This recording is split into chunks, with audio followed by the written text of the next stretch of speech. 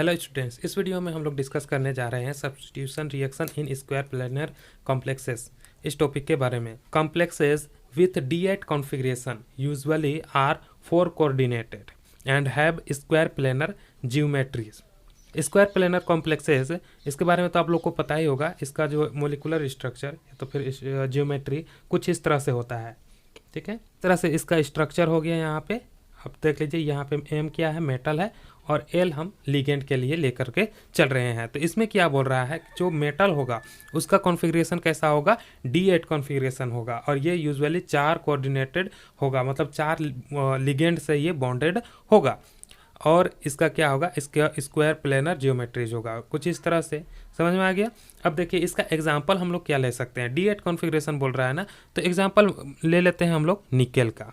यहाँ पे 2 लिख दीजिए, ठीक है। अब निकेल का जो इलेक्ट्रॉनिक एटॉमिक नंबर होता है वो होता है 28। इसको हम लोग अगर तोड़ेंगे, इसका इलेक्ट्रॉनिक कॉन्फ़िगरेशन करेंगे तो ये होगा 4s2 और 3d8, कुछ इस तरह से। तो इसी तो निकेल का हो गया यही D8 कॉन्फ़िगरेशन। अब इसी के ग्रुप में और भी 2 मेटल हैं, उसको हम लिख देते हैं। एक हो गया आप लोग का प्लेटिनम, इसको भी 2 लिख दीजिए, और एक हो गया आप लोग का प्लेटिनम, इसको भी 2 लिख दीजिए, ठीक है। कुछ और भी एग्जांपल है, जैसे इरिडियम 2, कोबाल्ट का 1, ठीक हो गया। तो इतना आप लोग एग्जांपल लिख रखते हैं, ठीक है। तो इतना सारा जो हम लोग को मेटल है, इसका जो कॉम्प्लेक्स बनेगा वो हम लोग को मिलेगा ये स्क्वायर प्लेनर जियोमेट्री का। अब इनमें से हम लोग देखेंगे तो ये प्लेटिनम वाला, ठीक है, ये प्लेटिनम वाला को ही हम लोग स्टडी करेंगे, इसका कॉम्प्लेक्स को ही हम लोग स्टडी करते हैं। और ऐसा इसलिए करते हैं क्योंकि क्या, ये प्लेटिनम का जो कॉम्प्लेक्स होगा वो क्या होगा, स्टेबल होता है, ठीक है, और इजी टू सिंथेसाइज होता है। और इसमें क्या होता है, इसका जो लिगेंड एक्सचेंज रिएक्शन जो देता है, ये लिगेंड एक्सचेंज रिएक्शन, ये रिएक्शन इतना स्लो होता है कि हम लोग को इतना टाइम मिल पाता है कि हम लोग उसको मॉनिटर कर पाएँ, ठीक है। तो इन सब वजह से हम लोग प्लेटिनम के कॉम्प्लेक्स को ही हम लोग सेलेक्ट किए हैं सब्स्टिट्यूशन रिएक्शन को स्टडी करने के लिए। आप लोग इसको इंग्लिश में भी लिख सकते हैं, ठीक है। Among the D8 ions complexes of Pt2 are stable, easy to synthesize and undergo ligand exchange reaction at rate that are slow enough to allow easy monitoring. Therefore, complexes of Pt2 are selected for study of substitution reaction. इतना हो गया, तो बस इसको आप लोग English में लिख सकते हैं। इसके बाद इन दोनों पॉइंट को लिखने के बाद तीसरा पॉइंट आप वो लिख दीजिए। अब देखते हैं कि इसमें से जो रिएक्शन होता है वो किस तरह से होता है। देखिए, हम लोग देख रहे थे कि प्लेटिनम जब कॉम्प्लेक्स बनाता है तो 4 कोऑर्डिनेटेड, मतलब 4 लिगेंड के साथ ये बॉन्ड बनाता है, और इसका जो ज्योमेट्री होता है वो होता है स्क्वायर प्लेनर। क्लियर हो गया। अब इसमें क्या होता है, सब्स्टिट्यूशन रिएक्शन होता है, ठीक है, जिसमें कि लिगेंड दूसरे लिगेंड के द्वारा रिप्लेस किया जाता है।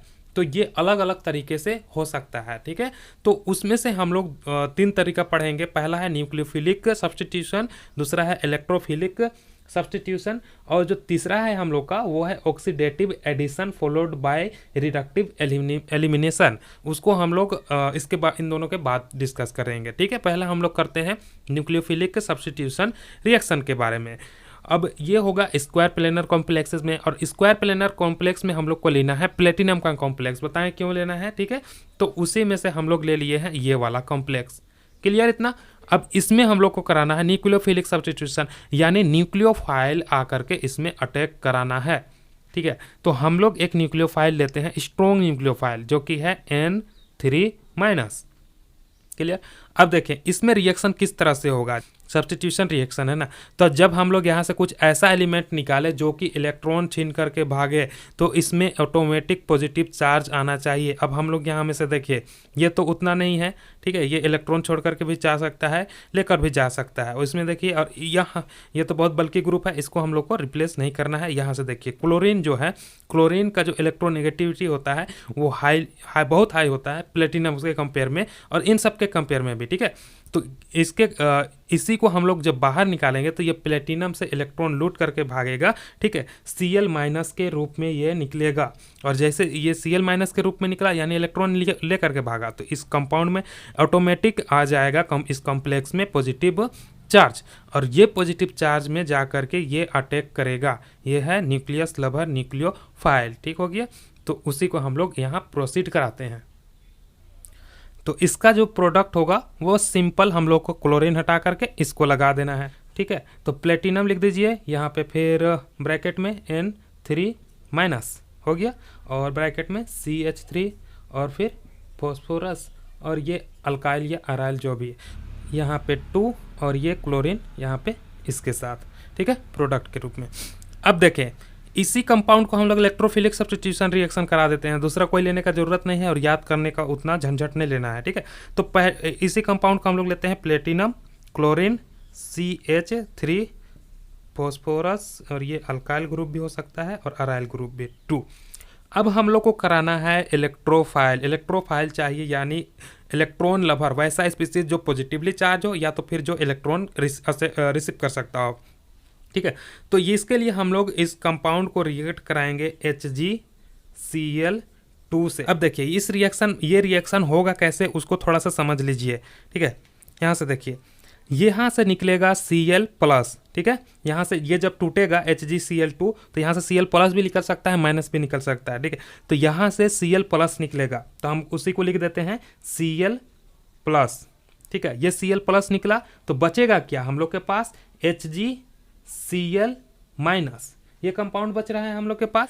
अब देखिए, क्योंकि ये क्या है, इलेक्ट्रोफाइल है, ये इलेक्ट्रॉन लवर है, इसको इलेक्ट्रॉन चाहिए, पॉजिटिवली चार्ज पार्टिकल यानी इलेक्ट्रॉन लवर, इसको इलेक्ट्रॉन चाहिए। अब इस कंपाउंड में इसको इलेक्ट्रॉन तभी मिलेगा जब यहाँ से कोई ऐसा कंपाउंड हम लोग बाहर निकाले जो अपना इलेक्ट्रॉन छोड़ करके भागे, ठीक है। और जैसे इसमें कोई इलेक्ट्रॉन छोड़ करके भागेगा, इस कंपाउंड में आ जाएगा नेगेटिव चार्ज, और उस नेगेटिव चार्ज के साथ लग जाएगा ये क्लोरीन आयन, ठीक है।